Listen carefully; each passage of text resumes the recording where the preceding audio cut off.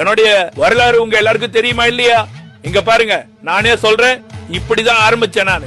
மதிப்புக்குரிய சின்னம்மா அவர்கள் கழகத்துடைய பொதுச் செயலாளராக பொறுப்பேற்க வேண்டும். சிறப்பான ஒரு வலிமையான இயக்கமாக அனைத்து இந்திய அண்ணா திராவிட முன்னேற்ற கழகம் உருவாவதற்கு மதிப்புக்குரிய சின்னம்மா அவர்கள் கழகத்துடைய பொதுச் செயலாளராக பொறுப்பேற்க வேண்டும் என்று அன்போடு கேட்டுக்கொள்கிறேன். இப்படி எல்லாம் பேசிட்டு அதுக்கப்புறம் சசிகலாவோட காலிலேயே நான் விழுந்து கிடந்தேன்.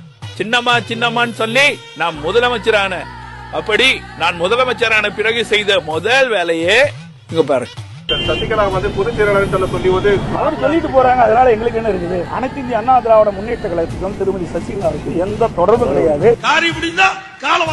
சசிகலாவோட காலை வாரி விட்டுட்டு மோடியோட காலில மட்டும்தான் நான் விழுந்தே கிடந்தேன்.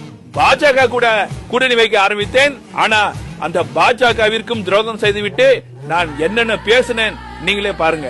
அடுத்து வருகின்ற சட்டமன்ற தேர்தலிலும் பிஜேபி கட்சியுடன் அனைத்து இந்திய அண்ணா திராவிட முன்னேற்ற கழகம் கூட்டணி இல்லை என்பதை தெளிவுபடுத்துகிறேன். கூட்டணி இல்லைன்னு சொல்றதெல்லாம் சும்மா தானே தவிர உண்மையா கிடையாது. நானும் என் மகனும் வழக்கில் இருந்து தப்பிப்பதற்காகவும் எனது சம்பந்திக்கு டெண்டர் கொடுப்பதற்காகவும் தான். அதனாலேயே பாஜகவுடன் நாங்கள் கூட்டணி வைத்தோம். இதுக்கு மேல பேசினா அசிங்கம்.